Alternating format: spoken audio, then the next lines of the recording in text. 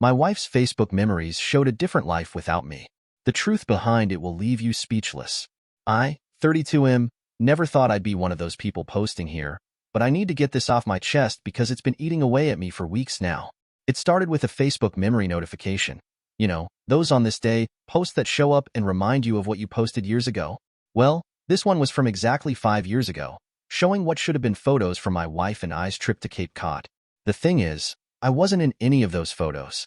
Instead, there was some other guy, tall, dark-haired, standing next to my wife on the beach where we supposedly had our first vacation together.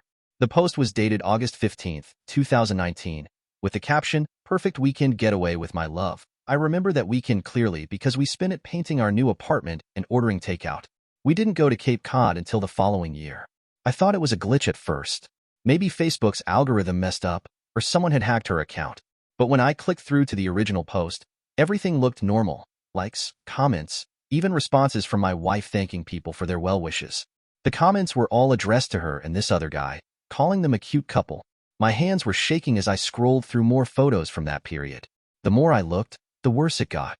There were dozens of pictures of them together throughout 2019. At restaurants, parties, even family gatherings I distinctly remember attending with her. But in these photos, I was nowhere to be seen. Instead, this stranger was there, his arm around my wife, both of them looking happy and in love. I didn't confront her immediately. Maybe that was cowardly, but I needed to understand what I was looking at first. I started digging deeper, going through old emails, text messages, and our shared cloud storage. Everything from my perspective showed us together during that time. Movie tickets, restaurant reservations, photos on my phone. But her social media told a completely different story. The worst part? Some of our mutual friends had liked and commented on these posts back then.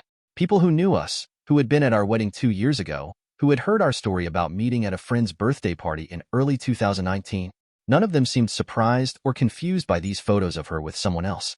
I tried reaching out to my best friend, casually asking about how long he'd known my wife.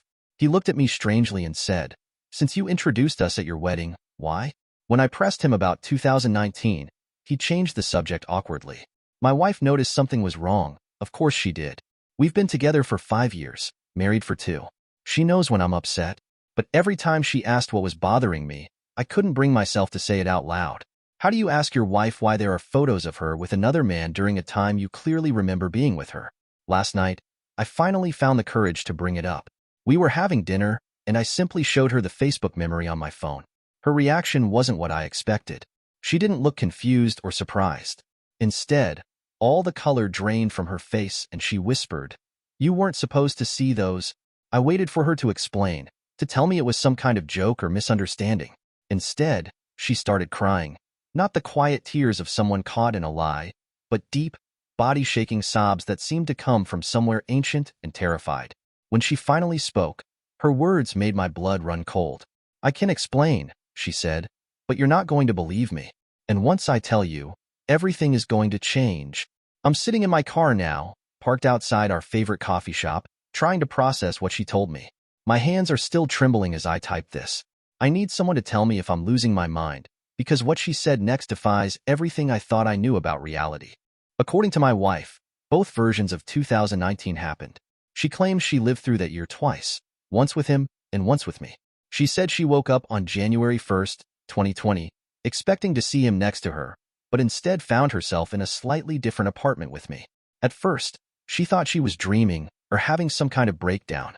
I know how this sounds. Trust me, I know. But the way she described it, the small details that only someone who'd lived through something could know. She told me about the first timeline, how she met him at a coffee shop in March 2019, their first date at a Thai restaurant that closed down later that year, the Cape Cod trip where it rained the entire second day and they ended up playing board games in their hotel room. Then she described our timeline, meeting at our friend's birthday party, our first date at the art gallery opening, the weekend we spent painting our apartment instead of going to Cape Cod. She remembered both, with the kind of precise detail you can't fake. "I thought it was over," she said. "I thought whatever glitch or cosmic hiccup that caused it had been fixed. The old photos, the posts, they all disappeared when 2020 started. Everything aligned with our reality, our timeline. I convinced myself the other memories would fade, that maybe they were just vivid dreams." I asked her about him, the other guy. She got quiet then, twisting her wedding ring around her finger. He was different from you, she said. Not better or worse, just different. We were happy, but it was a different kind of happy. When I woke up in 2020 and found myself with you instead, I was terrified at first, but then I got to know you, fell in love with you, and it felt right. It felt like this was how things were supposed to be. But you never told me, I said. You let me believe we met in early 2019, that our whole relationship started then. How could I? She asked. What would you have done if I told you that I had memories of living that same year with someone else? That I remembered falling in love with him, planning a future with him, only to wake up one day in a reality where he didn't exist and you were there instead? I sat there for a long time, trying to process what she was saying. Part of me wanted to believe she was lying, that this was an elaborate cover-up for something more mundane. Maybe she'd edited old photos, or these were from some relationship she wanted to hide. But I've known her for 5 years. I know when she's lying, and this wasn't it. The fear in her eyes, the way her hands shook as she spoke, it was real. There's more, she said quietly. The photos coming back, it's not random. Something's happening. I've been having dreams about him for the past month. Not romantic dreams, but urgent ones. Like he's trying to warn me about something. She pulled out her phone and showed me her recent photos. Mixed in with our normal pictures, selfies, food photos, shots of our cat, were images I'd never seen before. Pictures of her and him at places we've been to recently. A photo dated last week showing them at the restaurant where we had our anniversary dinner. They're appearing on their own, she said. I'm not taking them or downloading them. They just show up in my camera roll, like memories bleeding through from another timeline. And they're not old photos anymore, they're current. Like that reality is running parallel to ours, and somehow the walls between them are getting thin. I wanted to ask more questions, but her phone buzzed with a text. The color drained from her face again as she read it. It's from him, she whispered. But that's impossible. He doesn't exist in this timeline. I never had his number here. The message was simple. We need to talk. Both of you. It's starting again. We agreed to meet him at a 24-hour diner on the edge of town. My wife was silent during the drive, staring at her phone where more photos kept appearing, recent ones, showing her and him in places we'd been to just days ago. It was like watching our life together being overwritten in real time. The diner was almost empty when we arrived. Just a tired-looking waitress and an old man reading a newspaper. Then I saw him, the man from the photos, sitting in a booth at the far end. It was surreal, watching my wife's face as she saw him. Recognition, fear, and something else I couldn't quite read flashed across her features. He stood up when we approached. He looked exactly like the photos, but somehow more real, more solid than I'd expected. Thank you for coming, he said, and his voice was steady but tired, like someone who'd been carrying a heavy secret for too long. You have 30 seconds to explain what's going on, I said, surprised by the calm in my own voice. He gestured for us to sit. It's happening again, he said, but bigger this time. The timelines aren't just shifting, they're collapsing. And it's not just us. There are others like her, people who've lived through multiple versions of the same time period. The walls between realities are breaking down. My wife gripped my hand under the table. The dreams, she said. You've been trying to warn me. He nodded. They're not just dreams. They're fragments of what's coming. In my timeline, the one where you and I stayed together, something went wrong. Terribly wrong. We thought we could fix it, but... He stopped, running his hands through his hair. Look. He pulled out his phone and showed us news articles from what he claimed was his timeline. Headlines about massive power outages, unexplained phenomena, people reporting memories of lives they never lived. The dates on the articles were from next week. It started just like this, he continued. Photos changing, memories bleeding through. Then people began disappearing, replaced by versions of themselves from other timelines. Reality itself started to unravel. We found others like you, people who had lived multiple versions of the same time period. They were the key somehow, the anchors between realities. Why us? I asked. Why her? Because she made a choice, he said. A real choice that split reality. Most of our decisions don't matter enough to create alternate timelines, but some do. Meeting you instead of me, or me instead of you, that choice rippled out, created two distinct realities. And now those realities are trying to merge back together. My wife spoke up, her voice stronger than I expected. What happens if they do? Best case? One timeline becomes dominant, and the other fades away like a dream. Worst case? Both collapse, taking who knows how many other realities with them. How do we stop it? I asked. We don't, he said. But she does. He looked at my wife. You need to choose. Consciously, definitively choose which timeline continues.